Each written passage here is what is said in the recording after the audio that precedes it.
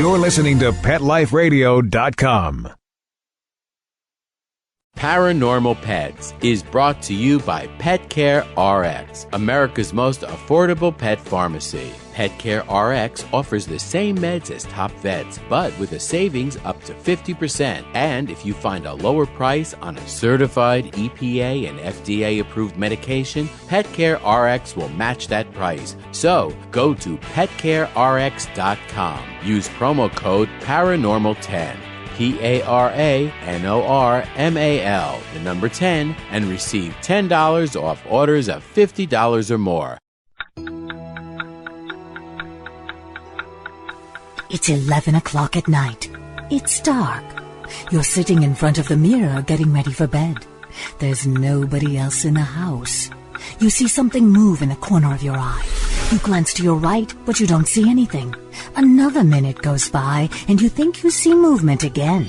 So you slowly turn to your left, but again, the room is empty. You turn back around, and staring you face to face in the mirror is a cat. You jump back because you don't have a cat, and there's no cat in the room. But there he is, staring at you in the mirror. Welcome to Paranormal Pets, where you can always expect the unexpected. Each week, we'll discuss all aspects of weird or spiritual animal encounters, ghosts, totems, psychic animals, animal souls, animal angels, and animals in religion, with a little cryptozoology thrown in. Now, step into the supernatural world of pets with your Paranormal Pets ghostly host, our ghost host. Hello and welcome to Paranormal Pets. I'm your host, Brandy Stark, and today we are going to take a look at Champy, the Champlain lake monster, who is the American cousin to the Loch Ness monster. I do actually have a person that I interviewed a little bit about Champy's story during the December break. And then I do have a personal Paranormal Pet story that is recounted to me by a fellow Spirits of St. Petersburg member. So we will get back to that right after these messages. Now, time for something really scary. A word from our sponsors. Paranormal Pets will reappear before you can say Bigfoot. Don't run away.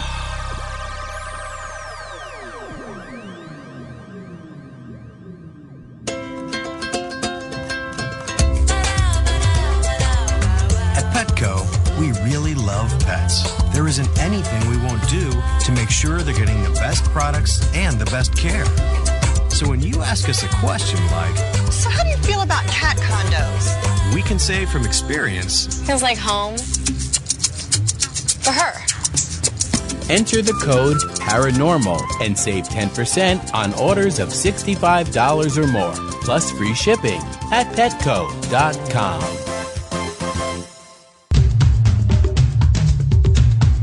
There's a movement afoot, ShoeBuy.com. Join the millions of people who shop ShoeBuy.com's over 400 brands and 500,000 products. Order now and get free shipping and free return shipping. ShoeBuy.com, the world's greatest shoe store. Walk your dog in style and comfort. Enter the code PARANORMAL at checkout and get a 10% discount plus free shipping at ShoeBuy.com. How would you like your business to reach out and invite in our audience? We have a brand new trademark concept called InfoSeeds. InfoSeeds are short 20-second seeds of information about your place of business, practice, or service. We only have a limited number of slots left. For more information, visit PetLifeRadio.com. Click on sponsorship information. There you can listen to a sample of InfoSeed or email us at PetLifeRadio.com. Remember, only a limited number of opportunities are available.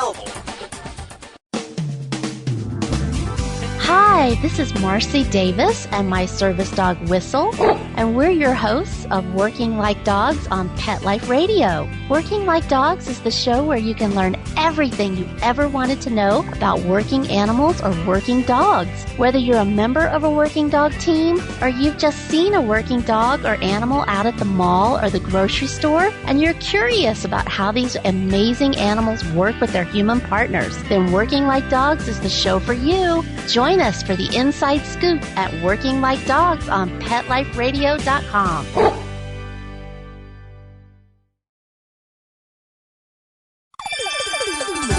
Let's Talk Pets on PetLifeRadio.com.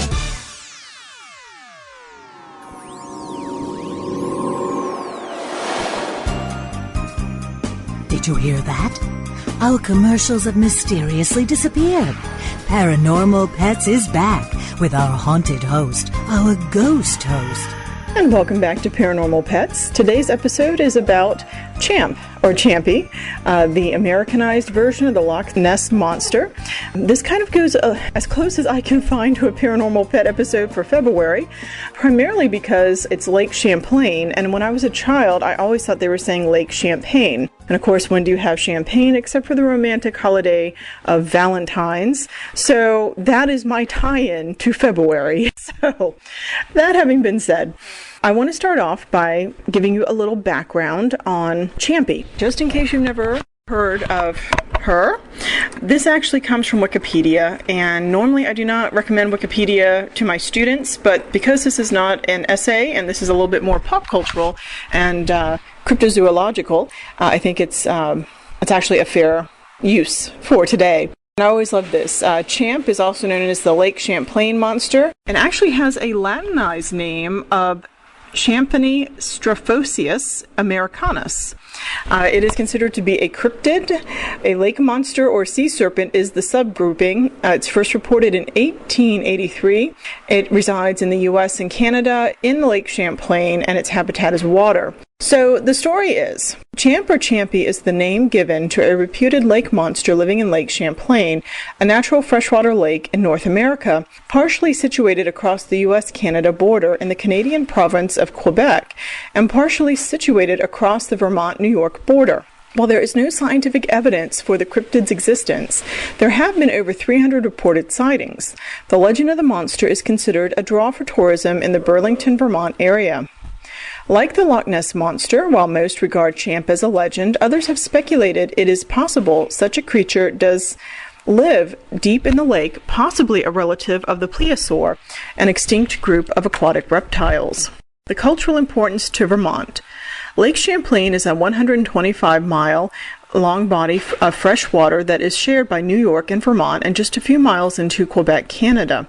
The Champ legend has become a revenue-generating attraction. For example, the village of Port Henry, New York, has erected a giant model of Champ and holds a Champ Day on the first Saturday of every August. As the mascot of Vermont's lone minor league baseball affiliate, the Vermont Lake Monsters, Champ became more prominent after the team was renamed for the Vermont Expos to the Vermont Lake Monsters. Champ has been the primary attraction of the New York Penn League affiliate since their inception.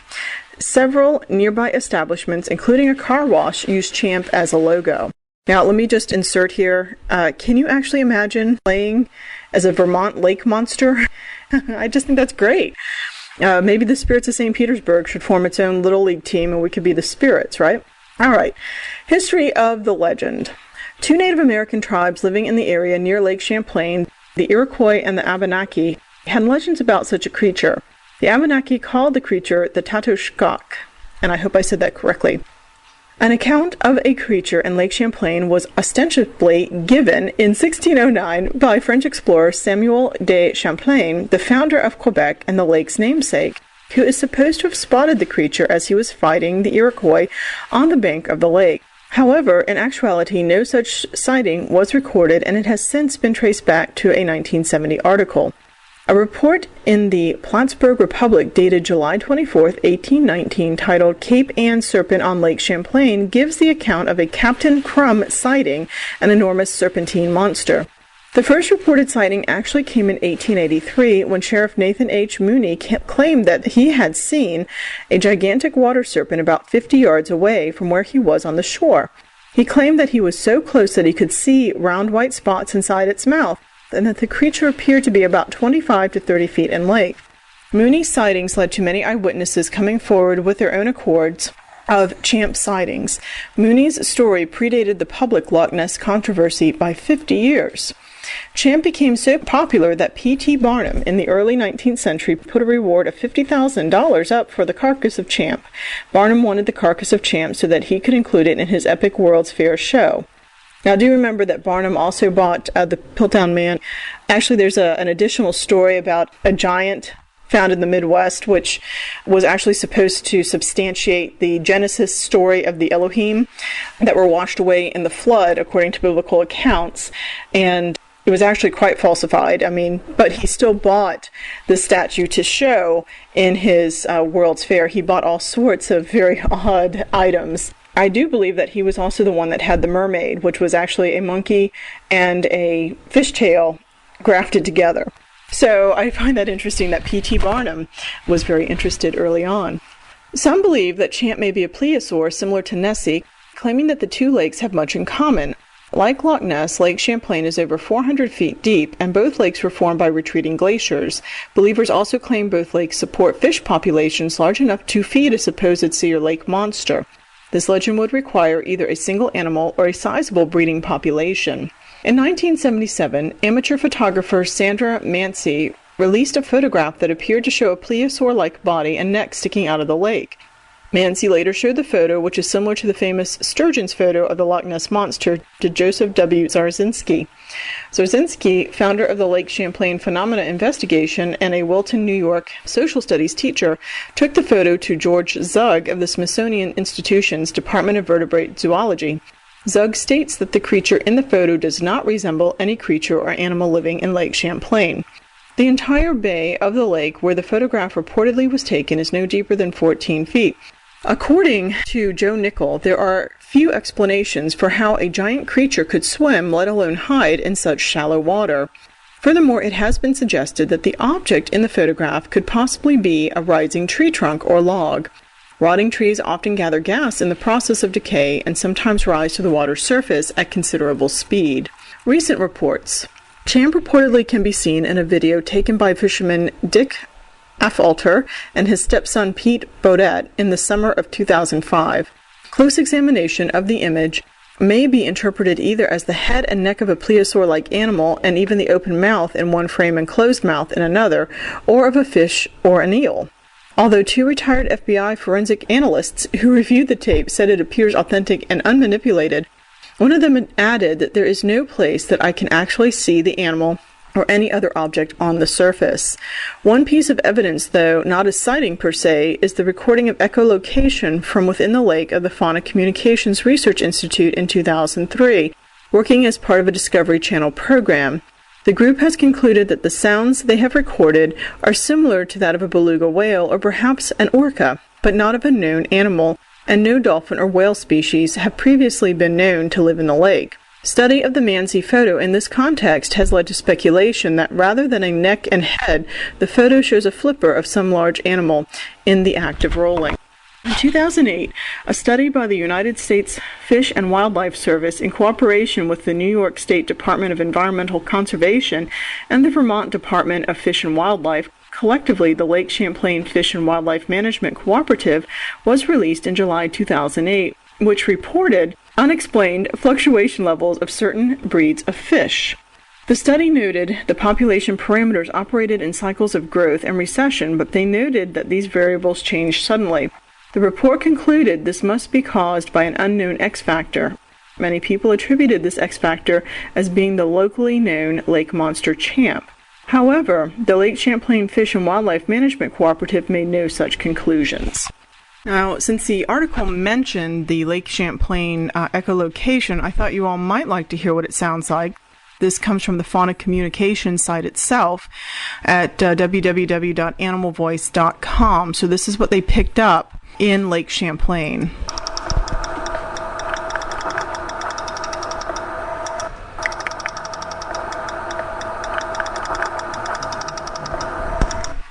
So, there's also one other interesting aspect with the Champy story, and that is that they have found fossils of the ancient beluga whales all around Lake Champlain. And according, again, to the article, the noises picked up, the echolocation, is reminiscent of a whale, but not the same as a whale. So there's another theory. Perhaps not a plesiosaur, perhaps some sort of whale-like creature. And I think that theory has also been promoted for the Loch Ness as well.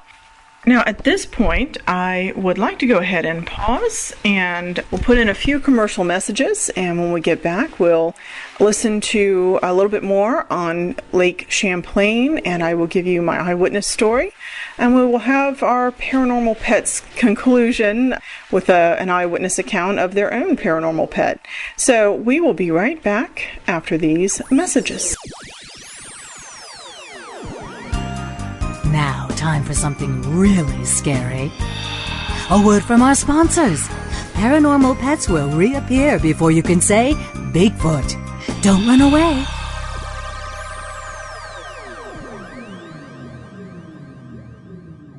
Love your pets but wish their medications were a lot less expensive? They are at 1-800-PET-MEDS. You'll not only save on flea and heartworm medications, but on prescriptions for arthritis, incontinence, thyroid, and more. And you get fast service, free shipping, and a 100% satisfaction guarantee. Plus, our licensed pharmacists ensure accuracy, monitor drug interaction, and more. See why over 5 million people have trusted their pet's health to 1-800-PET-MEDS, America's largest pet pharmacy. Call now or order online. Go to petmeds.com/paranormal to get 10% off any order and free shipping on orders of $39 or more at petmeds.com. FTD's network of over 40,000 florists around the world have been creating beautiful handcrafted arrangements for 100 years. Each arrangement is delivered the same day and backed by FTD's 7-day satisfaction guarantee. For a century, people have trusted their most important occasions to the flower experts at FTD. Since Pet Life Radio is all about puppy dogs and flowers, our listeners, that's you, can get a 20% discount on your order. Just go to fleurop.com and use the code PARAPETS at checkout. FLEUROP.com, code word PARAPETS.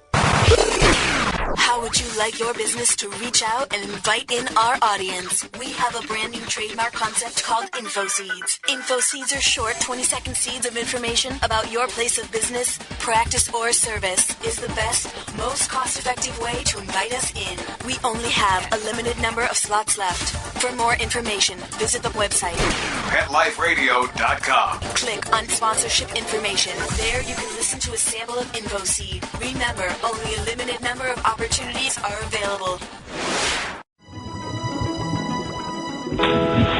Aquariums and pond keeping are among the most popular of all hobbies in the United States and throughout the world.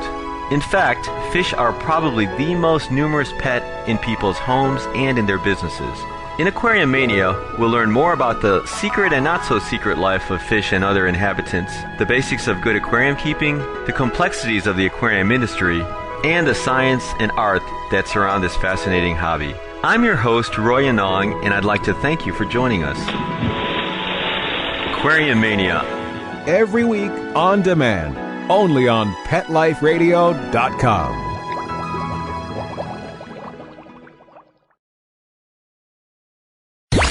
Let's talk pets. Let's talk pets On Pet Life Radio. Pet Life Radio. PetLifeRadio.com.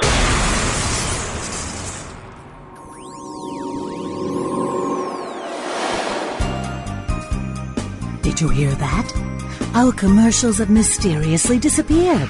Paranormal Pets is back with our haunted host, our ghost host. And welcome back to Paranormal Pets. So, as we continue our Champy story discussion, kind of an interesting background, whether or not it's cryptozoological or a creature that we don't know, able to actually hide from us in today's very technologically advanced era. It's kind of an interesting mystery. Now, I will give you a little background on my own encounter here, at least encounter with somebody who had an encounter. So, over the holidays, I do very heavily support animal rescues, but I do believe that we should also help our fellow human beings. So usually over the holidays, I do try to volunteer at the Salvation Army homeless shelter. And usually I do for the meals, essentially. And I was there for Thanksgiving, Christmas Eve, kind of a late lunch, and Christmas brunch. And this occurred on Christmas Eve, and I was there for the late lunch. Usually what I do is that there's a little bit of a wait. People cannot come in until the dining room is ready, and so they gather outside the main doors.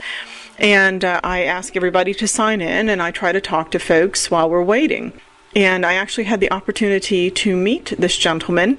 I'm sorry to say I did not get his name, and I knew the name at the time, but we were talking a little bit, and he's an older gentleman, and he has these beautiful, clear blue eyes and eloquent way of speaking. He's very verbally just easy to listen to. He speaks very well, and he had just gotten out of the hospital. He was having some issues with that, and he was there for the Christmas Eve dinner. So I'm not quite sure how the subject came up, but he was telling me that he had been a radio announcer, and this is not the same as the person that we've been reading about in the news recently, but he was a radio announcer, and he was also a newspaper reporter in the 70s and 80s in the Northeast United States. I think what we were talking about was the weather, and how for Christmas Eve here, I think it was in the 70s, it was beautiful, beautiful weather, and how much it was great to be in Florida while the Northeast was getting, just blizzards at this point. So he was talking about how he's familiar with the Northeast because he had lived up there. And it was kind of interesting because he was saying that on slow news days in the 70s in particular, he would actually go out into the communities. He would drive around and they literally had to look for news.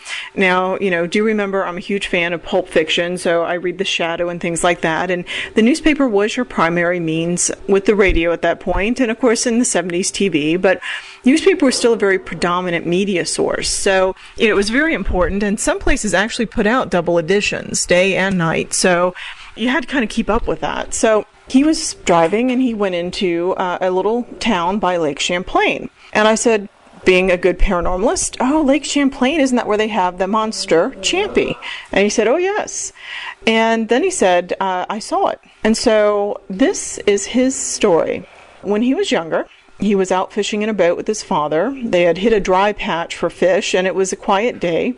Suddenly they saw a patch of pussy willows near the boat sort of part, like something big had passed through them. They continued fishing for a while, as the father dismissed it as some animal moving by. Then they saw this big black shape moving toward the boat. This scared them both so badly that the father cranked the motor on the boat, apparently not even letting it warm up, to race out of the area. Now, his father was not necessarily a strong believer in Champy, and he was quite amazed, at the behavior, but they didn't know what this creature was, and it was swimming towards them in a fairly serpentine fashion. So, as we continued to talk, he also told me that Champy, he thought, and there were theories out, that it was most likely a giant sturgeon. Apparently, there is a theory out that sturgeon, which can grow to immense sizes, are generally saltwater fish. They come into brackish water to spawn. The theory is that Lake Champlain, along with other lakes in the area, was once connected to the sea. Some sort of traumatic event occurred that cut the lakes off from the sea. Sturgeon were trapped there and eventually evolved to live in freshwater conditions. So this would be, instead of a unknown beluga whale, a mutated sturgeon. The sturgeon are apparently known to be in the lake and are protected by law against fishing. Personally, I did go and I looked at pictures of sturgeon. I've seen them before, but I wanted to look again. And as this man said, they grow to be huge. I saw one picture of a half dozen people holding one fish. I do remember several years ago that this giant fish washed up on the shores of St. Petersburg Beach, and this made the newspaper for about 2 weeks because sturgeon are not native to this area, but this fish was gigantic. I myself at that time was a reporter for the arts, and there was a person who actually specialized in an Eastern form of printmaking in which you put paint on dead fish and you use them to imprint onto rice paper. And this artist had gone out and had actually created a print of this sturgeon. And everybody was quite amazed because I think this thing was maybe 4.5, maybe 5 feet. I can't remember for sure, but it was a big frippin' fish. So, I did look at the sturgeon again, and they're big. They are absolutely huge. Also, sturgeon apparently have a behavior pattern that they sometimes will swim tail to nose in a line. Imagine seeing a bunch of these fish swimming underwater in a semi-serpentine pattern. Personally, I think that I might be tempted to think sea monster myself. So that was his story, and I just thought it was really neat. It was really fun. to actually get to talk to somebody who had this sort of encounter, and it was really neat to learn a little bit about the area outside of Florida when it comes to cryptozoology. Now, for the next part of our show, what I would like to do is read to you today's St. Petersburg Times. It's relatively short. So this comes from the January 22nd, 2011 St. Petersburg Times, Section A, page 12. And it looks like it's been reprinted from the New York Times. The article is called Sit, Stay, Parse, Good Girl, 1,022 times. Chaser, a border collie who lives in Spartanburg, South Carolina, has the largest vocabulary of any known dog, 1,022 proper nouns. She belongs to a psychologist who trained her 4 to 5 hours a day by showing her an object, saying its name up to 40 times, then hiding it and asking her to find it while repeating the name all the time. Her learning curve may give us some insight into how children acquire language. So inexhaustible was her vocabulary that owner John Philly had to buy used children's toys by the sackful to serve as new vocabulary items. He had trouble remembering them, so he wrote their names on each toy with a marker. In 3 years, Chaser's vocabulary included 800 cloth animals, 116 balls, 26 frisbees, and a medley of plastic items. Then the psychologist moved on to grammar. What was going through Chaser's mind when asked to fetch something? Did she think of his toys as items labeled fetch ball, fetch frisbee, fetch doll? Or did she understand the word fetch separately from its object as people do? The psychologist addressed the question by teaching Chaser 3 actions: pawing, nosing, and taking an object. She was then presented with 3 of her toys and correctly pawed, nosed, or fetched each one depending on the command given to her. Philly described his findings in the current issue of the journal Behavioral Processes, which can be found online. Now, I find this to be rather interesting because, once again, when it comes to the paranormal, and as I have said on prior episodes, we are trying to determine that animals have consciousness, are self-aware, and might have the capacity of mind to exist beyond death. So I like that article because it does show that animals can do cognitive functioning, which we have known, but the more proof we get, the better. Not only identifying objects, but identifying actions, which I think is pretty interesting. So this is going to tie into the very last part of this episode, which is actually from Kristen, a Spirits of St. Petersburg member, who I have been working for a while to try and remember to get her paranormal testimony to an animal. And it's short and sweet, but I just thought I'd include it. So here's the clip. This is Kristen with the Spirits of St. Petersburg, and this is my animal ghost story. When I was approximately 18, my dog died. And we'd had him basically my entire life. And I was home alone from college, in the house alone, and heard his collar jiggle. He had a choker collar, and the tags would clank on it when he would go running by. And I heard it, and I heard it again, and that was it. And then years later, talking to my mom, she said several times she would think she'd heard his collar running by. And that's it. We don't know what it was. And so there we go.